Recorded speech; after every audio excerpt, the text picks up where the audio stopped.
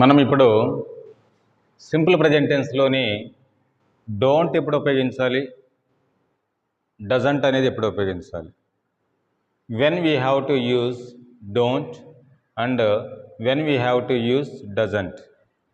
ఇవి డోంట్ అనేది ఐ కానీ, వి కానీ, యూ కానీ, దే కానీ, యువర్ ఫ్రెండ్స్ కానీ ఈ వ్యక్తులు ఉన్నప్పుడు మనము డోంట్ అనేది తీసుకోవాలి.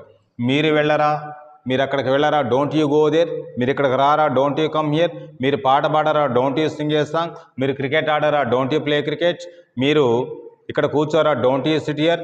మీరు ఖమ్మం వెళ్ళరా, don't you go to Khammam.